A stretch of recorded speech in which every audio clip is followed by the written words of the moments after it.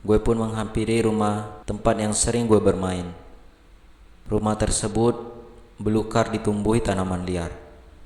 Sementara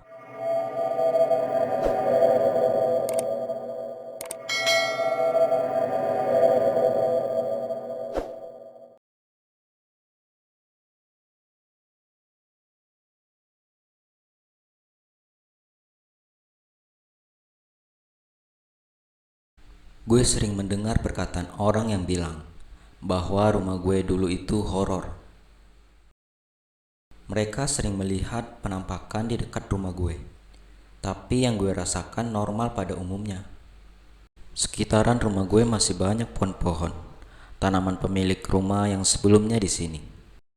Alasan bokap gue membeli rumah ini, suasananya jauh dari kebisingan dan termasuk murah harganya untuk rumah segede ini dibandingkan rumah-rumah lain di sekitar sini.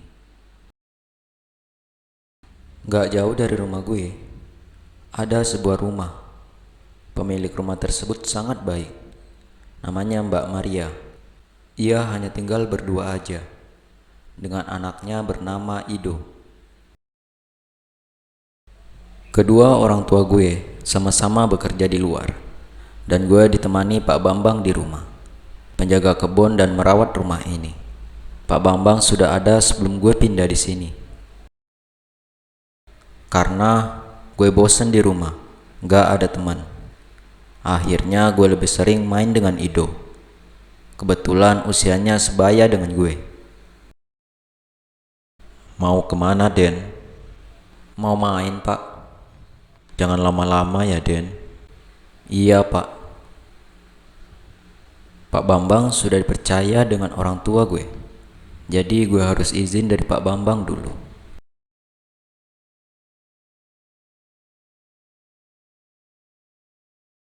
Ketika gue main ke rumah Ido, Mbak Maria selalu ramah ke gue. Karena hampir setiap hari gue main ke rumah Ido, gue jadi akrab dengan Ido, walaupun tetangga baru pindahan.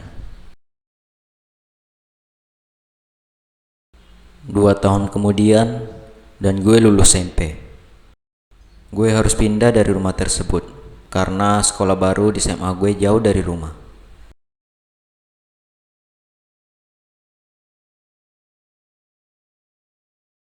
Sebelum pindah, gue mampir ke rumah Ido dan pamit ke Mbak Maria dan Ido bahwa gue akan pindah ke kota. Rumah gue di sini tetap dijaga dan dirawat oleh Pak Bambang. 3 tahun kemudian, selama sekolah di kota, gue belum pernah bertemu dengan Ido lagi. Dan gue juga udah kangen dengan rumah masa kecil gue. Maka suatu hari gue memutuskan pulang ke rumah untuk nostalgia beberapa tahun lalu dan bertemu dengan Pak Bambang. Mbak Maria masih tinggal di sana, Pak. Mbak Maria? Itu siapa ya, Den? Dan ekspresi Pak Bambang kebingungan. Kok Bapak bingung? Kan dari dulu di sini. Masa nggak tahu orang di sekitar sini? Itu loh tetangga kita di samping rumah. Dulu saya sering main dengan anaknya bernama Ido. Pak Bambang pun dengan terkejut, lalu ia terdiam. Setahu saya, rumah tetangga sebelah sudah kosong lama sebelum keluarga Den pindah ke sini. Gue kaget mendengar perkataan Pak Bambang karena gue penasaran bahwa rumah tersebut tidak kosong. Gue pun menghampiri rumah tempat yang sering gue bermain. Rumah tersebut belukar ditumbuhi tanaman liar. Sementara pintu dan dinding rumah sudah penuh dengan coretan. Ada 2 orang di balik jendela.